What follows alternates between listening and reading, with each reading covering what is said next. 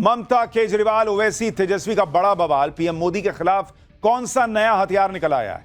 हिंदू को तोड़ो, मुसलमान वोट जोड़ो, पीएम मोदी के घर में भीड़ घुसा दो। कैसी गजब की खतरनाक प्लानिंग चल रही है। चुनाव नजदीक आते वक्फ कानून को लेकर वो हो गया कि सुनेंगे तो हैरान रह जाएंगे। और मोदी शाह बैकडोर से एनआरसी ले आए क्या? ममता, ओवैसी के भड़काऊ दावे का पूरा सच बताने वाला चैप्टर खोल रहा हूं। देखिए, प्रधानमंत्री नरेंद्र मोदी चाहे जितना भी काम कर लें, शायद वो भारत के ऐसे इकलौते प्रधानमंत्री होंगे जिनकी चुनौतियां ही खत्म नहीं होती बॉस। उनका टेस्ट ही खत्म नहीं होता। वो एक पेपर खत्म करते हैं, दूसरा क्वेश्चन पेपर आ जाता है। एक फाइल निपटाते हैं तो दूसरी फाइल टेबल पर आकर रहती है। इतने मोर्चे खुले हुए हैं कि आप सोचिए क्या ही गजब चल रहा है। एक तरफ पाकिस्तान से निपट रहे हैं, दूसरी तरफ इंटरनेशनल लेवल पर जो खेल चल रहा है कि कैसे भारत को कमजोर किया जाए, उसे नरेंद्र मोदी ध्वस्त कर रहे हैं। और इन सब पर अभी काम चल ही रहा है कि इधर देश में इंडी वालों ने अलग ही लेवल की पॉलिटिक्स शुरू कर दी है। ऐसा गजब कर रखा है नरेंद्र मोदी के खिलाफ कि कोई कह रहा है कि प्रधानमंत्री के घर में घुस जाएंगे, कब्जा कर लेंगे, पीएम के घर में घुस जाएंगे, भीड़ घुसा देंगे। कोई सड़कों पर मुसलमानों की भीड़ इकट्ठा कर रहा है, कोई कुर्बानी की बात कर रहा है, कोई एनआरसी का नाम लेकर भड़काने में जुट गया कि मोदी बैकडोर से एनआरसी ले आए जी। एक के बाद एक मोर्चे नरेंद्र मोदी के सामने खुलते जा रहे हैं। वो एक निपटाते हैं, दूसरा खुलता है, दूसरा निपटाते हैं, तीसरा खुलता है।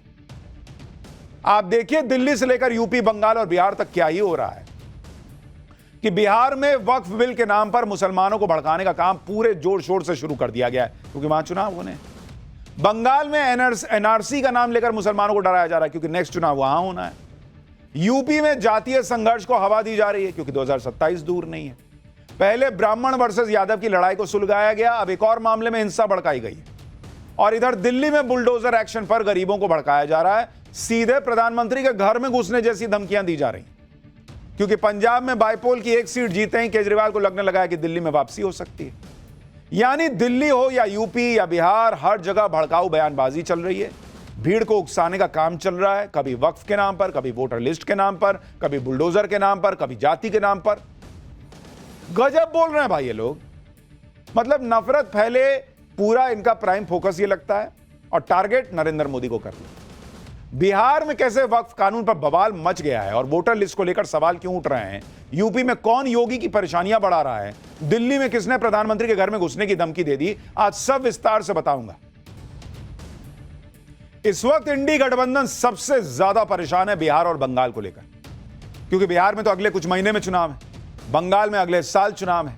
बिहार में लालू यादव और राहुल गांधी को लग रहा है कि नरेंद्र मोदी से मुकाबला करना मुश्किल हो रहा है, क्योंकि नरेंद्र मोदी ने इनके हाथ से जाति जनगणना का मुद्दा तो छीन लिया। इसलिए अब बिहार में दूसरे मुद्दों को हवा दी जा रही है, जिससे नरेंद्र मोदी के खिलाफ बिहार चुनाव में माहौल बनाया जा सके। जैसे एक मुद्दा वोटर लिस्ट का उठाया गया, क्योंकि चुनाव आयोग बिहार में वोटर लिस्ट की गहन जांच करवा रहा है, लेकिन इसे इंडी गठबंधन ने मुद्दा बना लिया। यहां तक कि ममता बनर्जी, जिनका बिहार से कोई लेना देना नहीं, वो भी मुद्दे में कूद गई। ममता बनर्जी की बात तो आगे करूंगा, पहले देखिए कि बिहार में चल क्या रहा है। बिहार में वोटर लिस्ट के साथ साथ एक मुद्दा वक्फ कानून का भी ले आए भाई लोग। वक्फ कानून के विरोध में इंडी गठबंधन ने पटना के गांधी मैदान में बड़ी रैली करके शक्ति प्रदर्शन किया। वहां मुसलमानों की बड़ी भीड़ जुटा ली और पीएम मोदी को चैलेंज करने लगे। इसमें आरजेडी सबसे आगे थी, क्योंकि आरजेडी का पूरा सियासी समीकरण ही एमवाई मुस्लिम यादव के वोट बैंक पर टिका हुआ है। सुनिए मुसलमानों की भीड़ के सामने तेजस्वी ने वक्फ कानून को लेकर पीएम मोदी को क्या कहा, फिर बताऊंगा कि कैसे लालू की पार्टी आरजेडी खुद इस मुद्दे पर गिर गई। ये एनडीए भाजपा की सरकार जाने वाली है। गरीब आवाम की सरकार बनेगी तो इस बिल को, इस कानून को बिहार राज्य जो है कूड़े के दाग में फेंकने का काम करेगा। बिहार में किसी भी कीमत पे इस कानून को हम लोग लागू नहीं होने देंगे। मुसलमानों की भारी भरकम भीड़ जुटा के तेजस्वी यादव कह रहे ये देश किसी के बाप का नहीं है। बिल्कुल सही कह रहे बॉस, ये किसी के बाप का नहीं है, ये संविधान से चलेगा और उसी संविधान के तहत कानून बना है संसद के अंदर। तो वोट के नाम पर किसी के बाप का कानून नहीं है कि इसको उड़ा के कोई भी कूड़ेदान में फेंक देगा। यह सब पे लागू होता है बॉस। संसद से पास कानून को तेजस्वी यादव कूड़ेदान में फेंकने की बात कर रहे हैं। बीजेपी भड़क गई।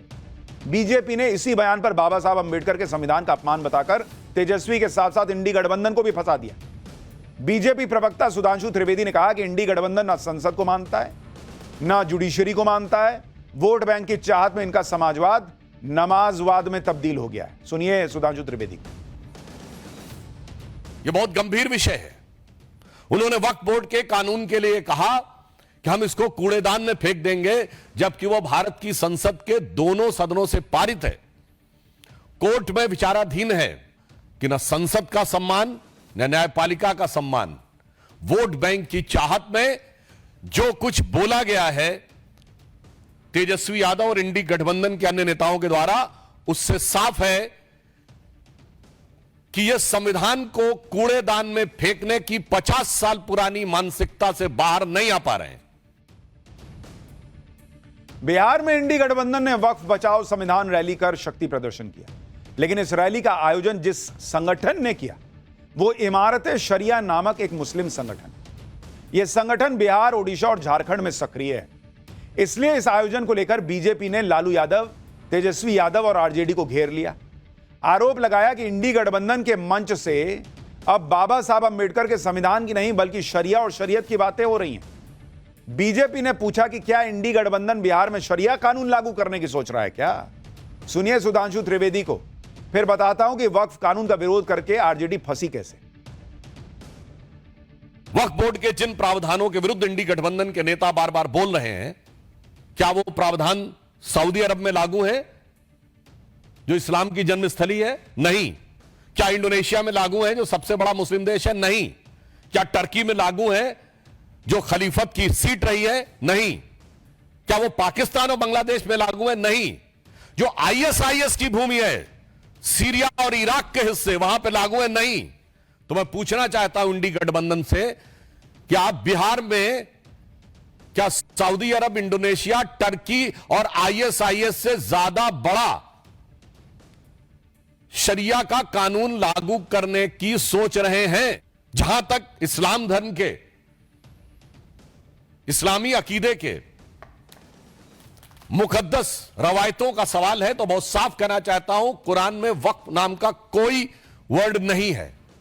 यह मुल्ला मौलवियों का अपना क्रिएशन है। वक्फ कानून पर पटना के गांधी मैदान में इंडी गठबंधन ने कल जो माहौल बनाया था उसे आज बीजेपी पंचर कर रही थी। बीजेपी ने बता दिया कि वक्फ के आंसू गरीब मुसलमान के लिए नहीं निकल रहे, बल्कि उन ताकतवर मुल्ला मौलवियों के लिए निकल रहे हैं जिन्होंने जमीनें हड़पी हुई। और ऐसी ही बातें खुद लालू यादव कह चुके हैं। साल 2010 में यूपीए के वक्फ संशोधन कानून पर बोलते हुए लालू यादव खुद मानते थे कि वक्फ की जमीन पर अनाप शनाप कब्जा हो रखा है और यह कब्जा खुद वक्फ बोर्ड से जुड़े लोगों ने किया हुआ है। लेकिन आज वोट चाहिए तो वही आरजेडी वक्फ कानून में सुधार का विरोध कर रही है, कह रही कि हम आएंगे सत्ता में तो कूड़ेदान में डाल देंगे। सुनिए लालू यादव, तेजस्वी यादव के पप्पा कैसे वक्फ की जमीन पर चल रहे लूट के खेल को एक्सपोज कर रहे थे। सुनिए एक बार। देखिए, कानून बनाना चाहिए बहुत कड़ा। सारी जमीनें हड़प ली गई है, चाहे सरकारी हो या गैर, उसमें जो काम करने वाले लोग हैं सब बेच दिया है। प्राइम लैंड, ऐसा नहीं है कि कोई खेती वाली जमीन है। पटना के डाक बंगला पर जितनी प्रॉपर्टी थी ये सब पर अपार्टमेंट बन गया, सब लोगों ने लूट लाट किया है। आगे से खैर आप तो लाइए, इसको पास हम लोग कर देते हैं संशोधन आपका, लेकिन आगे से कड़ाई के साथ जो भी बल्लियाँ बना रहे हैं इसको संवैधानिक अधिकार दीजिए और कॉन्ग्रेजेबल ऑफेंस करिए। अगर कोई बेचता है सो, और जो कब्जा किए हुए है सो, और ये सारे लोगों को क्रिमिनल मतलब नॉन बेलेबल इसको नहीं बनाइएगा, तब तक आपका ये खंता पूर्ति ये होता रहेगा। ये तेजस्वी यादव के पापा जी हैं, संसद में खड़े होकर बता रहे थे कि कैसे वक्फ की जमीन को पटना में कब्जा किया हुआ है और कानून में सजा का प्रावधान कीजिए ताकि ये सब रुके। तो मुसलमानों को तेजस्वी यादव से पूछना चाहिए कि मुसलमानों को उनका हक दिलाने वाला कानून क्यों वो डस्टबिन में फेंकना चाहते हैं। जब लालू यादव यूपीए सरकार में थे तब वो वक्फ कानून में सुधार पर जोर दे रहे थे। अब जब नरेंद्र मोदी ने वक्फ कानून में ऐसे संशोधन किए जिससे जमीन की लूट रुके और गरीब मुसलमानों का फायदा हो, तो लालू यादव की पार्टी मुसलमानों को भड़काने का काम कर रही है। दरअसल आरजेडी के निशाने पर मुस्लिम वोट है जिसे वो हाथ से जाने नहीं देना चाहते। आप अगर खुद देखिएगा कि बिहार में स्थिति क्या है, जरा इसको आप देखिए। बिहार के अंदर, उसके अंदर अगर आप देखेंगे मुस्लिम आबादी जो है, मुस्लिम आबादी वो करीब करीब जो है वो ऑलमोस्ट 18% के आसपास है, 17.7%। ठीक है, और 50% से ज्यादा मुस्लिम आबादी वाली सीट, 50% प्लस आबादी वाली मुस्लिम सीट, अगर आप इसको देखिएगा तो यह है करीब करीब 47 सीट ऐसी है जहां पर 50% से ज्यादा मुस्लिम आबादी है बिहार में। और 40% प्लस वाली कितनी है भाई? 11 सीट है। यानी दोनों को जोड़ दीजिए तो 58 सीट ऐसी है जहां मुस्लिम वोटर बहुत निर्णायक भूमिका में। इंडी गठबंधन को मुस्लिम वोट अगर आप देखिएगा 2020 के चुनाव में कितने मिले थे भाई? इंडी वालों को 2020 में मिले थे 76% मुसलमानों के वोट, और 2024 के लोकसभा चुनाव में देखिएगा तो ये और बढ़ के 87% पहुंच गया। तो भाई जब उनको बल्क में मुसलमान का वोट मिल रहा है तो वो तो कहेंगे ही कि हम वक्फ कानून उठा के कूड़ेदान में डाल देंगे। ये तो मुसलमान को सोचना है कि आपके हक की चीज कोई उठा के क्यों कूड़ेदान में डाल रहा है। यानी लोकसभा चुनाव में इंडी गठबंधन को भर भर के मुस्लिम वोट मिले, और यही वजह है कि विपक्षी पार्टियां इस मुद्दे को हाथ से जाने नहीं देना चाहती। लेकिन जैसे ही बीजेपी ने इंडी गठबंधन की धर्म की राजनीति का जिक्र किया, तेजस्वी भड़क गए, वो जाति का कार्ड खेलने लगे। यहां तक कहने लगे कि बीजेपी ने तो आजादी की लड़ाई नहीं लड़ी, जबकि उनके पिता इमरजेंसी में जेल गए थे।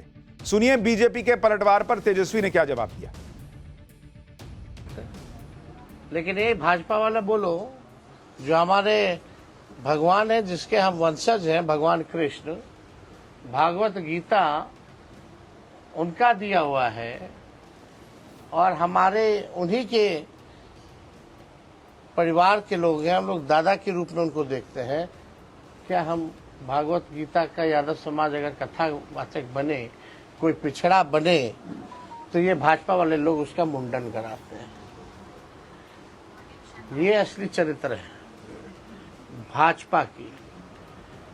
ये भाजपा के जो सुधांशु त्रिवेदी जी हैं, इन लोगों का कोई देश की आजादी में कोई योगदान रहा है क्या? ये लोग तो अंग्रेज के गुलाम रहे हैं। लोग इमरजेंसी में इनके पिता जेल गए क्या? मेरे पिता इमरजेंसी में जेल गए। तेजस्वी यादव कह रहे हैं कि उनके पिता लालू यादव इमरजेंसी में जेल गए थे, लेकिन आप ये भी देखिए कि जो लोग इमरजेंसी में जेल गए थे वही लोग आज उस कांग्रेस के साथ हैं जिस कांग्रेस ने इमरजेंसी लगाई थी। लेकिन अब ये सब इमरजेंसी भूल गए क्योंकि इन्हें सिर्फ सत्ता दिखती है और नरेंद्र मोदी का विरोध दिखता है। नरेंद्र मोदी के विरोध में ये इस हद तक चले गए कि वक्फ बचाओ रैली कर रहे हैं और वहां पर भड़काऊ बयानबाजी हो रही है। पूर्णिया से निर्दलीय सांसद पप्पू यादव तो सीधे कुर्बानी की बातें करने लगे। सुनिए पप्पू यादव क्या कह रहे हैं, फिर बताता हूं कि बिहार में वोटर लिस्ट के मामले में नया ट्विस्ट क्या आ गया है। मुसलमान के विरोधी नहीं है, ये मुसलमान के हार में सनातन की संस्कृति को मिटाना चाहते हैं। ये मुसलमान के नाम में दलित आदिवासी के अधिकार को छीनना चाहते हैं। कहीं पे निगाह है, कहीं पे निशाना। ये मुसलमान का कुछ नहीं बिगाड़ सकते। जिसका इतिहास हजरत हुसैन का हो, नहीं पता।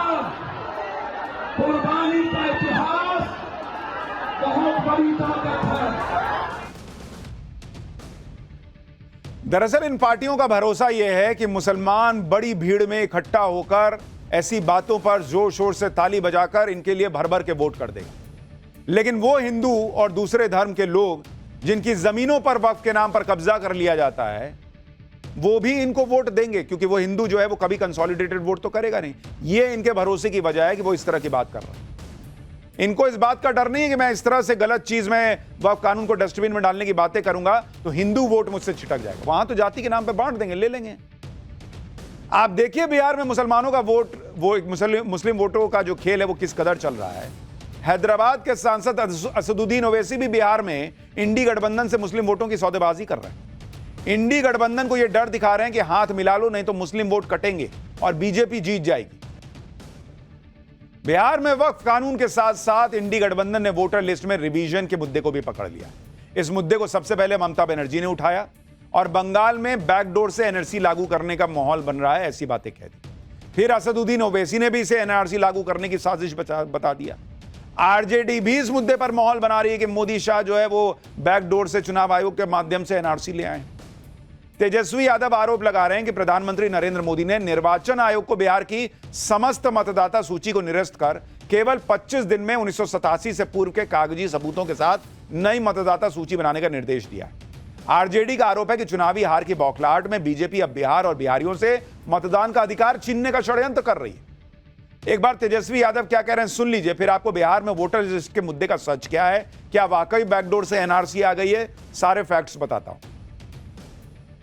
हम सब के गरीब, पिछड़ा, दलित, अति पिछड़ा, अल्पसंख्यक समाज के गरीबों का वोट का अधिकार भी छीनने का काम करने जा रही है।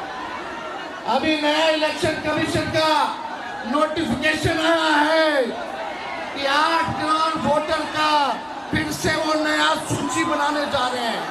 आप लोग सचेत रहिएगा, ध्यान रखिएगा कि वोटर लिस्ट से किसी का नाम हटे ना। ये बड़ी साजिश है। चुनाव आयोग के एक्शन को लेकर इंडी गठबंधन माहौल बना रहा है कि मानो चुनाव आयोग चोरी छिपे सरकार के कहने पर कोई ऐसा काम कर रहा है जो इस देश में कभी नहीं हुआ और जो उसे कभी करना भी नहीं चाहिए और शायद उसके पास पावर भी ना। लेकिन इस पूरे विवाद का सच क्या है आपको विस्तार से बताता हूं। दरअसल चुनाव आयोग के पास यह पूरी ताकत है कि वो वोटर लिस्ट का रिवीजन कर सके और उसे दुरुस्त करने के लिए अभियान चला सके। इलेक्शन कमीशन के पास स्पेशल इंटेंसिव रिवीजन यानी SIR की पावर है। Representation of the people act 1950 के सेक्शन 21 के तहत और संविधान के आर्टिकल 326 के तहत इलेक्शन कमीशन को यह अधिकार मिला हुआ है। आर्टिकल 326 कहता है कि सिर्फ वो व्यक्ति जो 18 साल से ज्यादा उम्र का है और जो भारतीय नागरिक है सिर्फ वही वोट डाल सकता है और सही वोटर कौन है इसको जांचने का पूरा अधिकार चुनाव आयोग के पास है। तो बहुत जो अधिकार संविधान दे रहा है ये लोग छीन लेंगे क्या? दूसरी बात, ऐसा पहली बार नहीं हो रहा कि बिहार में ऊपर से नीचे तक वोटर लिस्ट को दुरुस्त करने का काम हो रहा है। ऐसा अभियान साल 2003 में भी चलाया जा चुका है और चुनाव आयोग कह रहा है कि भाई 22 साल हो गए, क्या ठीक से लिस्ट नहीं बननी चाहिए? इसके अलावा देश के अलग अलग हिस्सों में अलग अलग साल में ऐसी ड्राइव्स होती रही हैं। आप यह भी समझिए कि चुनाव आयोग बिहार में वोटर लिस्ट का रिवीजन कर क्यों रहा है? पिछले 22 साल में वोटर लिस्ट में बहुत बड़ा बदलाव हुआ है। वोटर लिस्ट में बहुत नाम जोड़े और हटाए गए, बहुत तेजी से शहरीकरण और पलायन हुआ। इतने सालों में बहुत से ऐसे मतदाता हैं जिनका 2-2 जगह रजिस्ट्रेशन हो गया, जिसकी वजह से उनकी एक से ज्यादा एंट्री है। चुनाव आयोग कह रहा है कि इसको ठीक से बना लेते हैं। दिक्कत क्या है? 1950 से लेकर अभी तक कई बार ऐसा हो चुका है और बिहार में खुद लास्ट 2003 में हुआ है। तो इसमें इतना हंगामे की बात क्या है भाई? और चुनाव आयोग को लेकर इंडी गठबंधन आरोप लगा रहा है कि चुनाव आयोग तो मनमाने तरीके से काम कर रहा है। चुनाव से 3-4 महीने पहले ही क्या ऐसा अभियान क्यों चला रहा है, जबकि सच यह कि वोटर लिस्ट में रिवीजन के लिए तय नियम है। नियम के मुताबिक जैसे ही वोटर लिस्ट को लेकर स्पेशल इंटेंसिव रिवीजन का ऐलान होता है वैसे ही चुनाव आयोग पॉलिटिकल पार्टीज को इसकी जानकारी देता है और उनका सहयोग मांगता है। चुनाव आयोग हर पार्टी से हर पोलिंग स्टेशन के लिए बूथ लेवल एजेंट अपॉइंट करने के लिए कहता है। ये बूथ लेवल एजेंट चुनाव आयोग के बूथ लेवल ऑफिसर के साथ मिलकर काम करते हैं। अगर उन्हें कोई आपत्ति होती है तो वो चुनाव आयोग से आपत्ति दर्ज करा सकते हैं। सिर्फ इतना ही नहीं, 1 अगस्त 2025 को नए इलेक्टोरल रोल का ड्राफ्ट आएगा और 1 अगस्त से 1 सितंबर पूरे 1 महीने तक सारी पॉलिटिकल पार्टी और आम नागरिकों को मौका दिया जाएगा कि अगर कोई छूट गया है या ड्राफ्ट में कोई कमी है तो उसमें सुधार कर लिया जाएगा। इसके बाद 30 सितंबर को यानी ड्राफ्ट आने के 2 महीने बाद फाइनल वोटर लिस्ट आने जा रही है। हर चीज हर पॉलिटिकल पार्टी को पता होगी। उनका booth level agent booth level officer के साथ जा जाके हर जगह देखेगा क्या काम हो रहा नहीं हो रहा, तो फिर क्या गड़बड़ हो जाएगी बॉस? और इनका ही वोटर कैसे गायब हो जाएगा लिस्ट से? इनको इतना कॉन्फिडेंस कैसे है? बीजेपी का क्यों नहीं गायब हो जाएगा? बीजेपी को पता है कि कौन हमको वोट देता है कौन नहीं देता है। और सबसे बड़ी बात, आज तक तो कहते थे कि ईवीएम में खेला करके यह सब होता है, अब कह रहे हैं कि वोटर लिस्ट में गड़बड़ी करके होता है, कभी कहते हैं वोट डालने के वक्त होता है। अरे मन तो बनाइए, होता कब है? ईवीएम हैक करके होता है तो वोटर लिस्ट में गड़बड़ी की जरूरत क्या है? वोटर लिस्ट में गड़बड़ी हो रही है तो फिर मानिए कि ईवीएम में गड़बड़ी नहीं होती है, लेकिन जब जैसा मन वैसा स्क्रिप्ट चला देना है। चुनाव आयोग पर इंडी गठबंधन यह भी सवाल उठा रहा है कि चुनाव आयोग ने अपने फॉर्म में तीन एज ग्रुप रखे। साल 1987 से 2004 के बीच पैदा हुए लोगों से उनके दस्तावेज और माता पिता के दस्तावेज क्यों मांग रहे हैं? चुनाव आयोग ने 1987 और 2004 का ही कट आउट डेट क्यों चुना? इसकी वजह भी समझिए। जिन 3 कट ऑफ डेट की बात कही जा रही है वो कहीं और नहीं बल्कि सिटीजनशिप एक्ट में लिखा हुआ है। चुनाव आयोग ने अपने मन से कोई तारीख तय नहीं की है। और जहां तक माता पिता के डॉक्यूमेंट दिखाने की बात है तो यह भी सिटीजनशिप एक्ट में लिखा है कि जिस व्यक्ति के माता पिता दोनों भारतीय हैं वो खुद भारतीय होगा पैदाइश से। तो भाई ये सिटीजनशिप एक्ट इतने साल आपकी सरकार थी, फाड़ देते, खत्म कर देते, उसको रद्द कर देते कि नहीं माता पिता के भारतीय होने का सबूत नहीं दे सकते। कानून में साफ लिखा है कि भारत के नागरिक को ही वोट देने का अधिकार होता है। उसके हिसाब से चुनाव आयोग काम कर रहा है। और माता पिता भारत के नागरिक हैं ये साबित करने के लिए कुछ डॉक्यूमेंट दिखाइएगा कि खाली कह दीजिएगा कि मेरे माता पिता भारतीय हो गया। आप ये भी देखिए कि चुनाव आयोग वोटरों से जो फॉर्म भरवा रहा है उसके फॉर्म के साथ साथ कौन से डॉक्यूमेंट मांग रहा है जिसमें इनको दिक्कत हो रही है। भाई चुनाव आयोग कह रहा है पासपोर्ट लगा दो, बर्थ सर्टिफिकेट है तो दे दो, बोर्ड या यूनिवर्सिटी से जारी एजुकेशन सर्टिफिकेट है तो दे दो, फैमिली रजिस्टर में तो नाम होगा वो दे दो, सरकार की तरफ से कोई जारी जमीन या हाउस अलॉटमेंट का सर्टिफिकेट है तो वो दे दो, कोई पेंशन ऑर्डर दे दो, सरकार की तरफ से जारी कोई आइडेंटिटी कार्ड दे दो, सर्टिफिकेट डॉक्यूमेंट कुछ तो होगा, किसी local authority, bank, post office, LIC से जुड़ा कोई डॉक्यूमेंट दे दो, राशन कार्ड दे दो। ऐसा कौन प्राणी है इस देश में भाई जिसके पास कोई डॉक्यूमेंट नहीं है, वो देश का नागरिक भी है, कोई सरकारी योजना का लाभ नहीं ले रहे हो, कहीं तो जाते होगे, ट्रेन का टिकट कटाते होगे, कोई तो चीज करते हो, कहीं तो डॉक्यूमेंट दिखाते होगे, कोई डॉक्यूमेंट नहीं है तुम्हारे पास। ऐसे कैसे चल रहा है भाई?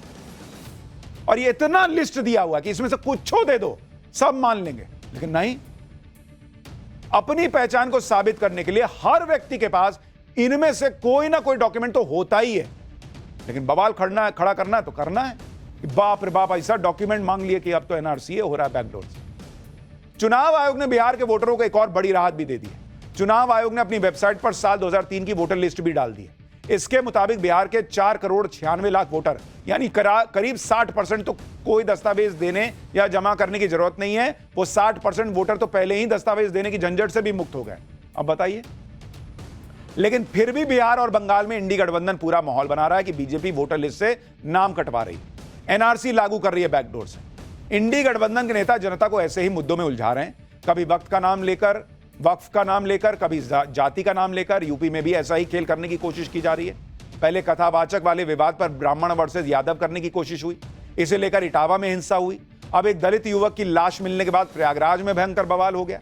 आरोप है कि आजाद समाज पार्टी के मुखिया और सांसद चंद्रशेखर पीड़ित परिवार से मिलने प्रयागराज जा रहे थे, उन्हें पुलिस ने रास्ते में रोक लिया। इससे गुस्साए उनके समर्थकों ने आगजनी तोड़फोड़ कर दी। गुस्सा कार्यकर्ताओं ने पुलिस पर पथराव किया, कई गाड़ियों में आग लगा दी, एसडीएम की गाड़ी को भी नुकसान पहुंचाया। यूपी पुलिस ने इस मामले में चंद्रशेखर आजाद के 50 समर्थकों को गिरफ्तार किया है। इनके खिलाफ एनएसए के तहत एक्शन होगा। हालांकि चंद्रशेखर आजाद का कहना है कि हिंसा फैलाने वाले उनके समर्थक थे ही नहीं। यूपी में यह सब चल रहा है, जाति संघर्ष को हवा दी जा रही है, जाति की राजनीति के खिलाफ बोलने वालों को टारगेट किया जा रहा है। और पाठशाला में थोड़ी देर बाद आपको बताऊंगा कि यूपी में कैसे अखिलेश यादव बाबा बागेश्वर को टारगेट करने पर आ गए, कैसे बाबा बागेश्वर ने अखिलेश यादव को जवाब दिया है। आज पूरा चैप्टर थोड़ी देर में अभी खोलूंगा। लेकिन मुद्दा वक्फ का हो, जाति का हो, वोटर लिस्ट का हो, टारगेट पर नरेंद्र मोदी हैं। इंडी गठबंधन दिन रात नरेंद्र मोदी को कुर्सी से हटाने के सपने देखता रहा है, फिर चाहे उसके लिए कुछ भी करना पड़े। और आप देखिए कि दिल्ली में झुग्गियों पर बुलडोजर एक्शन के बहाने अब पीएम मोदी पर हमला बोलते बोलते कि ये कह दिए केजरीवाल के लोग कि पीएम के घर में घुस के कब्जा कर लेंगे, वहां घुस जाएंगे। ऐसी धमकियां दी जा रही।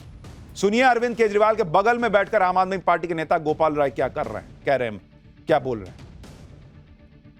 तुम्हारा बुलडोजर है, जहां चाहो वहां चला दो, लेकिन एक बात याद रखना, जिस प्रधानमंत्री आवास में प्रधानमंत्री रहते हैं, अगर गरीबों की झुग्गियां उजड़ेगी अगर गरीबों के घर से बाहर करोगे तो एक दिन प्रधानमंत्री कार्यालय में, प्रधानमंत्री आवास में प्रधानमंत्री को हम सब मिलकर के बाहर करेंगे। इसके लिए तैयार रहो। पूरे दिल्ली की पुलिस लगा लेना, पूरे भारतीय जनता पार्टी के नेताओं को लगा देना।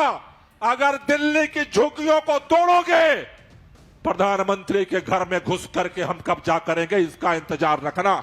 इससे बगैर हम भागने वाले नहीं हैं। दिल्ली हमारी है। बीजेपी कह रही है कि गोपाल राय वही बात कर रहे हैं जो बात बांग्लादेश और श्रीलंका में हो चुकी, जहां उग्र और अराजक भीड़ राष्ट्रपति और प्रधानमंत्री के घर में घुसकर बवाल काट चुकी। अब विपक्ष चुनाव में तो नरेंद्र मोदी को हरा नहीं पा रहा, तो फिर उन्हें कुर्सी से हटाने के दूसरे हथकंडे अपना रहा है। बीजेपी कह रही है आप झुग्गी वालों को क्यों भड़का रहे हो भाई? जब झुग्गी के बदले घर दिए जा रहे हैं तो उसमें फिर झुग्गी वालों पर के साथ जो है वो इस तरह की बातें करने का क्या मतलब है? लेकिन नरेंद्र मोदी के लिए भाई घर में भी चैलेंजेस खत्म नहीं होते, कुछ ना कुछ नया नया चलता रहता है। और वो पड़ोसी तो है ही दो कौड़ी का पाकिस्तान। पाठशाला में उसका चैप्टर देखिए अगला, कि अमरनाथ यात्रा के पहले पाकिस्तान की नई साजिश। असीम मुनीर ने पहलगाम अटैक के पहले वाला कांड फिर कर दिया क्या?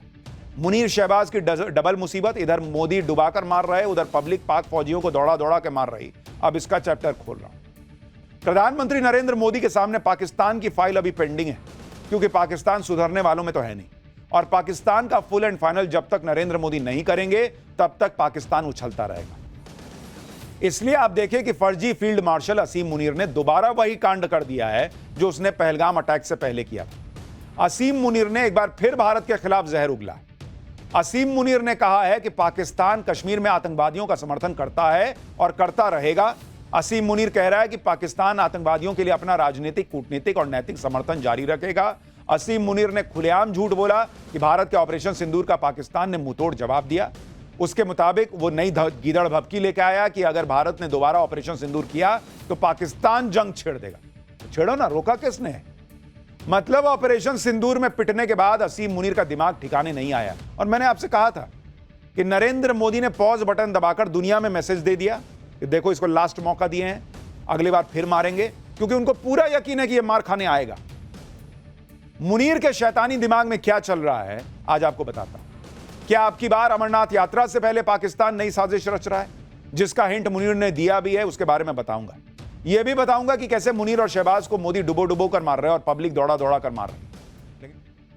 ऑपरेशन सिंदूर में पिटने के बाद जब से अमेरिका और चीन ने पाकिस्तान को पुचकारा है, तब से पाकिस्तान को लग रहा है कि वो अगली बार नरेंद्र मोदी की मार खाने से बच जाएगा। लेकिन पाकिस्तान इसी धोखे में अपनी कब्र खोदने में जुटा है। पाकिस्तान नेवी के पासिंग आउट परेड में के दौरान असीम मुनीर ने एक बार फिर अपने आतंकवाद प्रेम का इजहार किया। एक बार फिर भारत के खिलाफ उसी तरह की भड़काऊ बातें की जैसी पहलगाम टेरर अटैक से पहले कर रहा था। मुनीर ने भारत के ऑपरेशन सिंदूर में मारे गए आतंकवादियों को श्रद्धांजलि दी। वो कैसे कश्मीर में आतंकवाद और आतंकवादियों को फुल सपोर्ट देने की बात कर रहा है, एक बार सुनिए इसको। मुनीर को इसको खुद के सपोर्ट के लिए दुनिया से भीख मांगना पड़ता है। कह रहा कि यहां कश्मीर में जो है वो समर्थन करेगा आतंकवादियों का। तुम करो ना, मारेंगे यहीं पे आप आतंकवादियों को। जैसे मार रही है ना हमारी सेना, मारती जाएगी। और ये तो मरेगा नहीं, ये तो उधर बैठा है बंकर में छुपेगा, यहां भेजेगा आतंकवादी।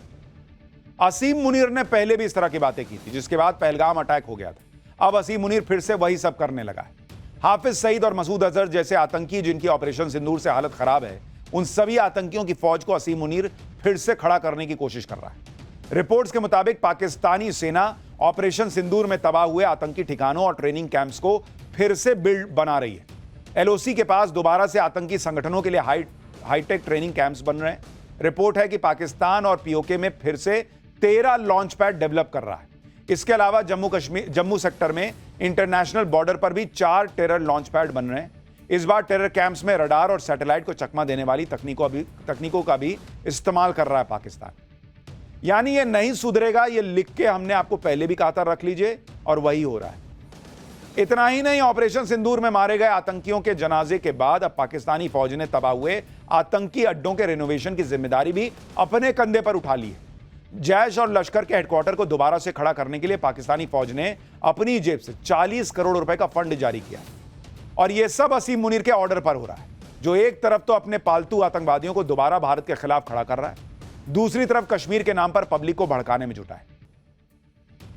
एक तो अंग्रेजी में बोल किसके ले रहा है, पाकिस्तान में कितने लोगों को समझ ही आएगा। असीम मुनीर जैसी बातें कर रहा है, उससे लग रहा है कि पाकिस्तान को ऑपरेशन सिंदूर की दूसरी डोज देने का वक्त बहुत जल्दी आने वाला है। पिछली बार जब असीम मुनीर ने भारत के खिलाफ जहर उगला था तो पहलगाम में अटैक हुआ था, और इस बार भारत के खिलाफ मुनीर के भड़काऊ बयान अमरनाथ यात्रा से ठीक पहले आए। एक्सपर्ट्स के मुताबिक पाकिस्तान के आतंकवादी इस मौके पर टेरर अटैक की कोशिश कर सकते हैं। स्लीपर सेल और आतंकवादी सरगना मुनीर के बयान को आतंकी हमले का आदेश मान सकते हैं।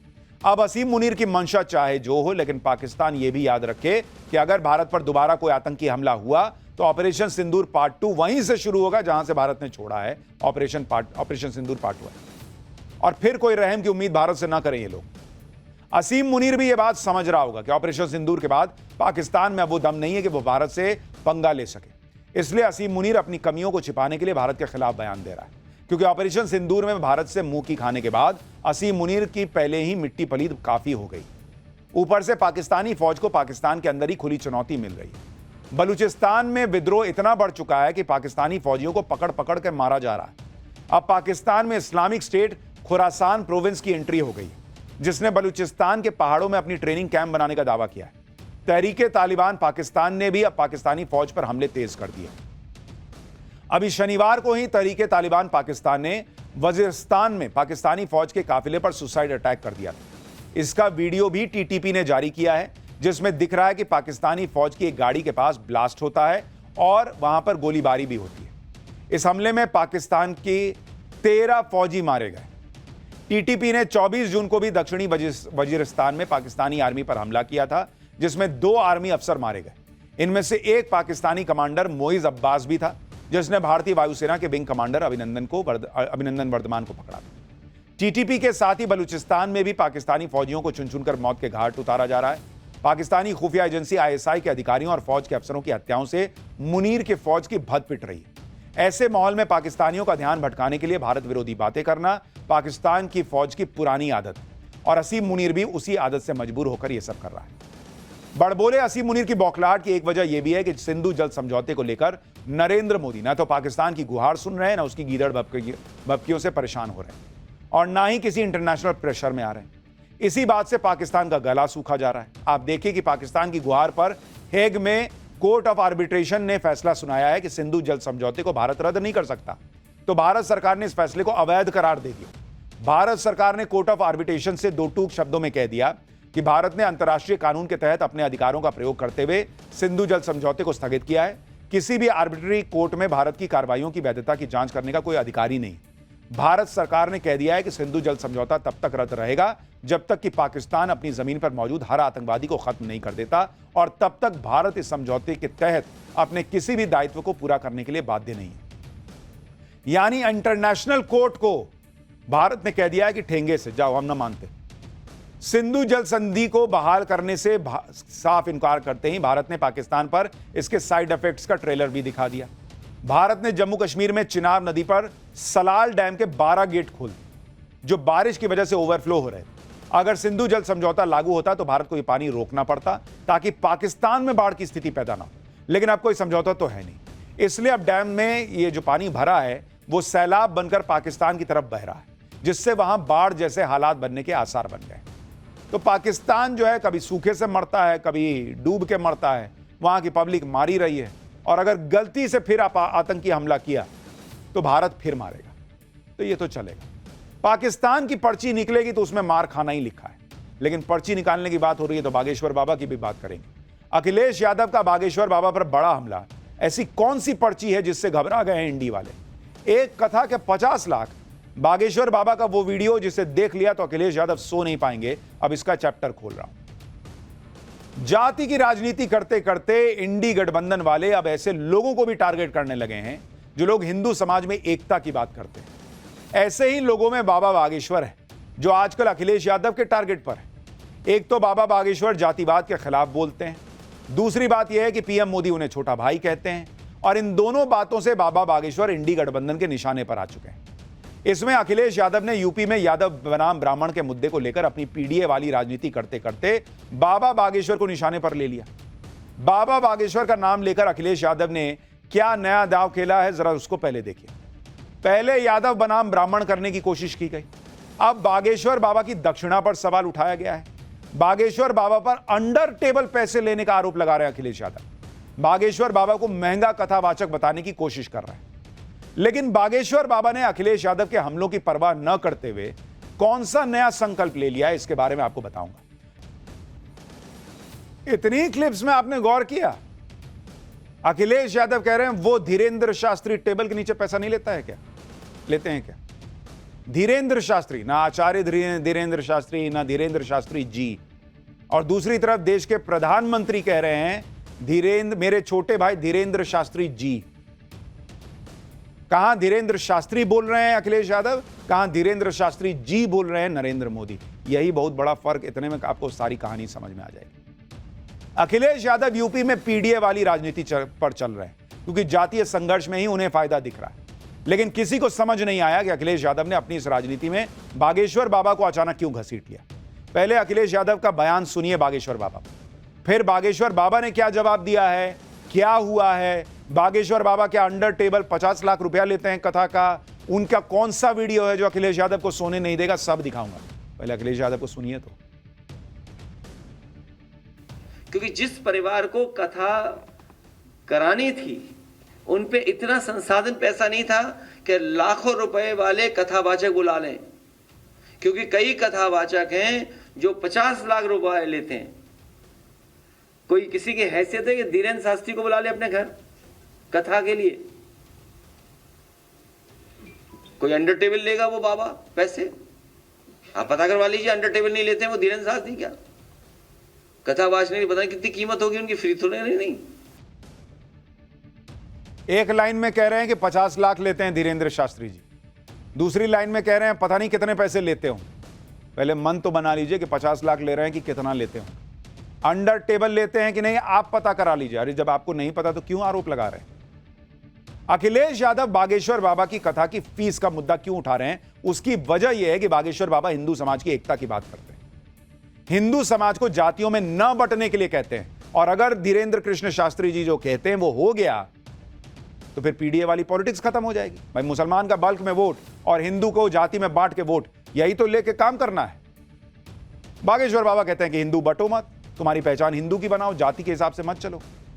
और इसीलिए वो टारगेट हो गए। जो लोग ऐसा कहते हैं कि वो जाति की राजनीति करने वालों को अच्छे नहीं लगते, आप देखिए कि बागेश्वर बाबा किस तरह से हिंदू समाज को एकजुट कर रहे हैं। जातिवाद दूर करने के लिए पद यात्रा करने वाले हैं। फिर से बागेश्वर बाबा 7 नवंबर से 16 नवंबर तक दिल्ली से वृंदावन की फिर यात्रा शुरू कर रहे हैं। बागेश्वर बाबा 180 किलोमीटर की पदयात्रा करेंगे, हिंदुओं को एकजुट करने और जातिवाद के खिलाफ पदयात्रा। जातिवाद के कैंसर से देश को सबसे ज्यादा खतरा है, यह बताते वो कर रहे हैं। और इसके पहले भी उन्होंने किया था, हमने आपको दिखाया था पाठशाला में, पैर छिल गया, सब हो गया, लेकिन चलते रहे, हिंदुओं को बोलते रहे भाई हिंदू पहचान बनाओ, जाति में मत बटो। यानी बागेश्वर बाबा दोगुनी ताकत से जातिवाद के खिलाफ अपने संकल्प को पूरा करने में जुट गए। तो बागेश्वर बाबा से तकलीफ की एक बड़ी वजह तो यह है वो हिंदुओं को जगाने का प्रयास कर रहे हैं। हिंदू जाग गया तो इनके वोट का क्या होगा? सिर्फ अपनी राजनीति के लिए अखिलेश यादव ने बागेश्वर बाबा पर कथा के लिए अंडर टेबल पैसे लेने का आरोप भी लगा दिया, जबकि बागेश्वर बाबा देश विदेश में हनुमान कथा सुनाते हैं जिसमें हजारों लाखों की भीड़ आती है। भक्त अपनी श्रद्धा से जो चढ़ावा देते हैं उसी से बागेश्वर धाम का काम चलता है। और चढ़ावे की रकम से भी बागेश्वर बाबा अपने लिए कुछ नहीं करते, बल्कि वो इन पैसों का सामाजिक कार्यों में इस्तेमाल करते हैं। आप देखिए कि बागेश्वर बाबा पैसा कहां इस्तेमाल करते हैं। एमपी के छतरपुर कैंसर हॉस्पिटल को बनवा रहे हैं, जिसमें 200 बेड का हाईटेक कैंसर हॉस्पिटल बनने जा रहा है। तो अंडर टेबल ले रहे हैं, ऊपर के टेबल ले रहे हैं, कहां आसमान से टपक रहा है, जहां भी टपक रहा है आम आदमी के लिए लगा रहे हैं ना बॉस। कैंसर हॉस्पिटल बना रहे हैं, आदिवासी समुदाय के लिए रिसर्च सेंटर बनवा रहे हैं, सिकल सेल एनीमिया के इलाज के लिए रिसर्च सेंटर बनवा रहे हैं, पिछड़े क्षेत्रों में स्वास्थ्य सेवाओं को बेहतर बनाने की कोशिश कर रहे हैं। गरीब बेसहारा लड़कियों की शादी के लिए वार्षिक समारोह होता है। इस साल महाशिवरात्रि पर 251 गरीब कन्याओं का विवाह कराया। बागेश्वर धाम में अन्नपूर्णा रसोई की स्थापना की है।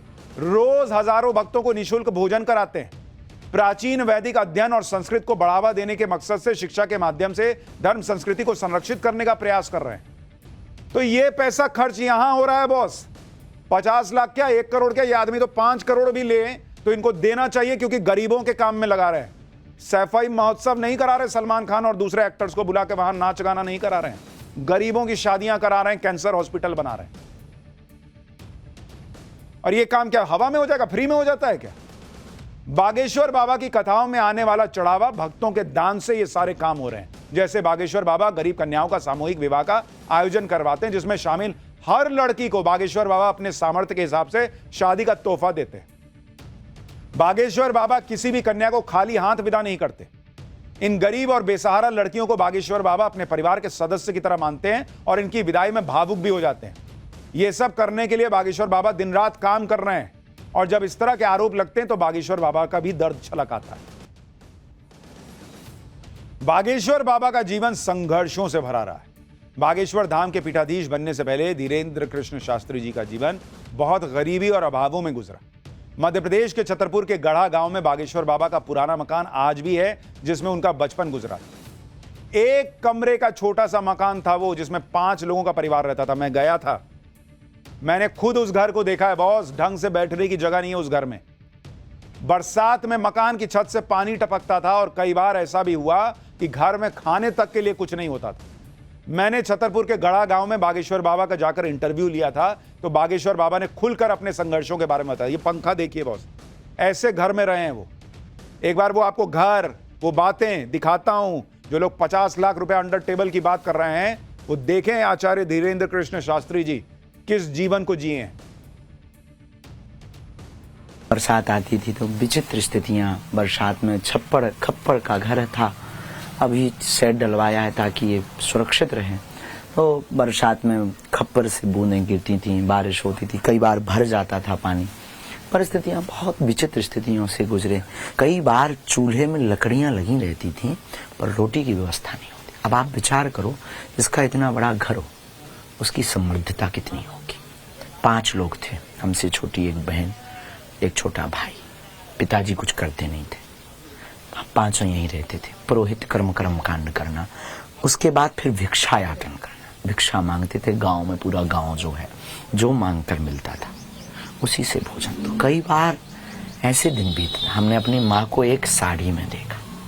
एक साड़ी में हमारी माँ ने, हमने एक पजामा, अभी भी एक पजामा हमने रखा है, एक पजामे में 1.5 महीना गुजारा। रात को यहीं बाहर एक अर्गनी कहलाती तार, तो एक रस्सी बांध लेते थे, उस रस्सी पर धुल करके तौलिया हमने लपेट ली, उस पजामा को टांग देते थे सुखाने। सुबह उसी को पहन करके स्कूल जाते थे पढ़ने के लिए, कभी पुरोहित कर्म करने के लिए। तो बहुत अभाव में जीवन, मतलब अति संघर्ष, संघर्ष की एक पराकाष्ठा होती। बागेश्वर बाबा से लोगों का जुड़ाव इसलिए है क्योंकि बागेश्वर बाबा वही जीवन जीते हैं जो एक आम आदमी जीता है, या उससे और गरीब आदमी जीता है, उससे निकले हैं। अखिलेश यादव ये बात नहीं समझ पाएंगे। उनके पिताजी ने बहुत संघर्ष किया था। अखिलेश यादव को तो बहुत कुछ थाली में सजा के मिला है भाई। उनकी पॉलिटिक्स, मुलायम सिंह यादव ये जरूर समझ पाते कि बागेश्वर बाबा क्या कर रहे हैं और क्या कह रहे हैं। धीरेन्द्र कृष्ण शास्त्री जी आज भी बागेश्वर धाम में ही रहते हैं। आज दुनिया भर में बागेश्वर बाबा के चाहने वाले, उनकी कथाओं में लाखों की भीड़ आती है, लेकिन बागेश्वर बाबा के रहने का तरीका अब भी नहीं बदला है। बागेश्वर बाबा अब भी एक छोटे से कमरे में रहते हैं। अभी जो उनका कमरा है वो भी देख लीजिए। जो आदमी अखिलेश यादव कह रहे हैं कि 50 लाख रुपए एक कथा के लेता हो, वो जरा किस एक छोटे से कमरे में, एक टीवी, एक बेड और एक वहां पर प्रभु श्री राम की फोटो, इतने में उनका जीवन सिमटा हुआ है। देखिए जरा उनका अभी का कमरा देखिए, अभी का। महाराज जी का कमरा देखकर आपको यकीन नहीं होगा कि आप क्या देख रहे हैं। शॉकिंग है ये देखना कि महाराज जी आप यहां रहते हैं। एक 8 बाई 10 का कमरा होगा, जिसमें एक बिस्तर के अलावा और प्रभु श्री राम की बड़ी सी मूर्त के अलावा, और इधर एक फोटो है, पोस्टर है, उसके अलावा कुछ नहीं है। बस यहीं चाय पानी भोजन हो गया, यहीं लेट गए। ये आपका जीवन है? यही हमारा जीवन है। ये विभूति रखी, पढ़ाई की पुस्तकें बगल में रखी, तो वो कभी उठा ली, और बस एक छोटा सा टीवी है, इसी में आप पाठशाला देखते हैं? कई बार जब समय मिल जाता है देख लेते हैं, हो गया। हाँ।